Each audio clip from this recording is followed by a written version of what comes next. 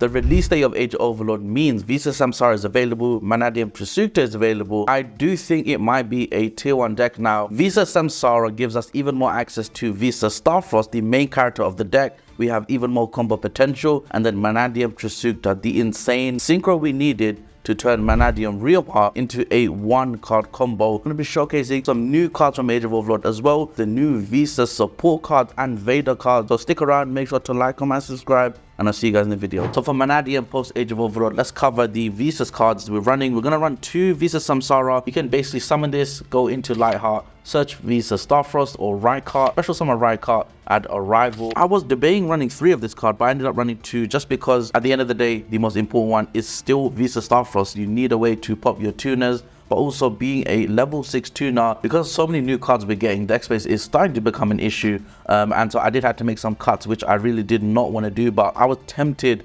to include some more support cards for Visas. I ended up running just this card for now, and that is Realm Eulogy. So this is a new card from Age of Overlord, and it works in quite a nice way. It's also great going second, and is the main reason why I included this card. And so you can target a monster you control and a monster your opponent controls, destroy your monster, and negate the opponent's monster's effects. So if you're going second and you summon a Mannadium tuner, guess what? That is insane synergy. Bring out some tuners from the deck, but also negate a monster they control. If you control a Visas Starfrost monster, the monster in your opponent's field will also get destroyed. And so I think that's pretty good. Of course, Visas is the name of the game. It means we always want him on the field. They even brought out a new Visas Starfrost monster just for that reason. And speaking of Veda monsters, we are running the Realm Elegy, very similar names. Veda Kalakanam, that's a very strange name, has definitely been translated since its OCG version. Obviously, it can turn skip and is an actual turn skip. I know I say of Kalami, but that's not the same thing. So when your opponent summons a monster from the extra deck, you banish 12 cards face down from hand, grave, and field, and then there we go. You can just skip the opponent's turn if they summon the extra deck monster. And so I thought that was quite insane to add. And of course, Realm Energy is not a once per turn. I really like the Realm Energy's graveyard effect too, which helps in the combo. You can add a tuner that's been destroyed by battle card effect back to the hand. And so what that means is if you have a card like Visas on the field, the opponent disrupts you, maybe they're playing Unchained and they pop your monsters, Elegy can bring it back to the hand or the extra deck. And so, you know, these cards have double uses, basically double purposes. I think in the future, I would love to run Realm Resonance. But again, I ran into a deck space issue. But I think that card is actually low-key really good too. Again, bringing back a 1521. When you normal summon Riumheart, your opponent will obviously try and destroy it, but Realm Resonance can simply bring it back. But also, you can shuffle all your 1521s into the deck and synchro summon a Visa Amritara from the extra deck, which you probably shuffle in with Samsara. And because that's treated as a single summon, you can search, and that's just insane. You can now get your combo going even more. Coming up next is my Scareclaw package. So nothing too crazy here, just 2 Scareclaw Riumheart, 2 Arrival, and 2 Rhycophobia. I think a lot of players are running 3 of each of these cards. I was also debating on running a Scareclaw Twinsaw, which is going to be in my Mannadium Tournaments deck profile, so stay tuned on the channel next week when that comes out. Arrival is obviously not once per turn, it's amazing, but Rhycophobia's pop effect is insane. And again, another reason why I was tempted to run Scareclaw Decline, so you can add it back to the hand. I think everyone is aware that the Scareclaw engine is actually really scary to deal with, no pun intended. But I can definitely see a world where we run 3 Scareclaw Arrival, yes, 3 of them, and 1 Scareclaw Decline, and just abuse that Monster Reborn, because again, it's not once per turn. And if you want to see a Scareclaw deck profile where I use those kind of strategies with True King Lithos Sajim, let me know in the comments down below. Obviously, it is a Mannadium deck. Let's talk about the Mannadium tuners.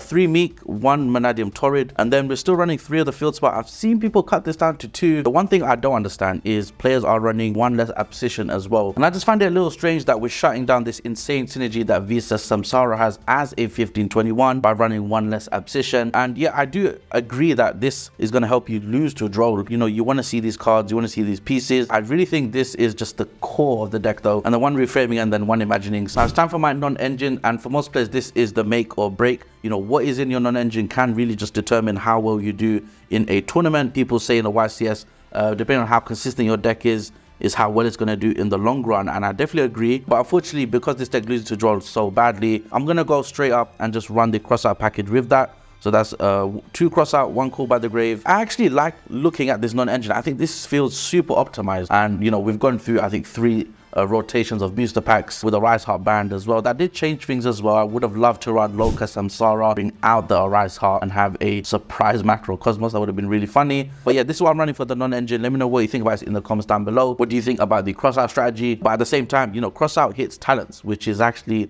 MVP. I don't know about you guys, but 90% of my games where someone does eventually break my board, they're using talents to steal something. Firstly, I don't know about you guys, but the way I play Mannadium, even Nibiru, I can still play through Nibiru and summon an Axel line. Have like 2 to 3 negates anyway, but Droll is the actual killer. I added Crossout as a bonus for talents, but again, we're playing tournaments now. It's in the format. Kubai is even better now, which is nice. And some tournament players are not running raw Kalos. You know, they don't get to Toad always on the 5th summon, and so Nibiru is actually more live as well. So let's move on to the extra deck, which I'm super excited to talk to you guys about. Let's break this down. We're going to start with the Synchro lineup. That's Mannadium, Trisukta, Amritara, and Axel Synchro. That's our level 6 to 8s. We'll throw Crimson Dragon in there as well. Trisukta is a generic level 6 Synchro tuner. Mannadium Riumheart Surge is a tuner.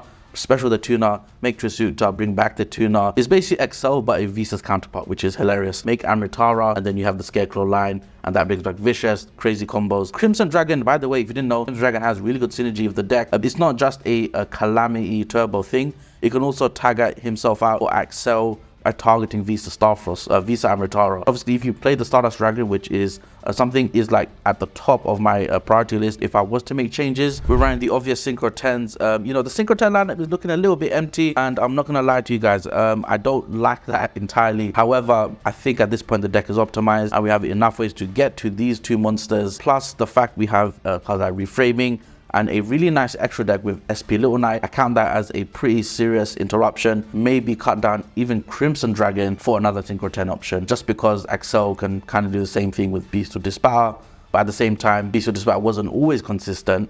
And so yeah, Crimson Dragon, Exo Synchro, it's a tough choice. It's a tough choice, but definitely, you know, optimized version for the Synchro lineup. I think a lot of people right now in every deck profile you're seeing, they're going to talk about running 3 of this card, and I'm with you guys there. The last minute change I made is putting it back to 2. If there's a way we can shuffle these guys in with a Terra Element Fusion, I don't know. A meta check that I'm doing at the moment. So obviously Unchained needs graveyard effects, so does Terra Element, obviously. So Abyss Dweller, we make level 4s way easier in this deck. The Scareclaw Engine, the Meek as a level 4, Visas Samsara, which is a free special summon, as well as Crushy, bringing back monsters as a level 4. I mean, Terra Elements need the graveyard, Dragon League needs the graveyard, Unchained needs the graveyard, I believe Labyrinth needs the graveyard as well, I'm not sure.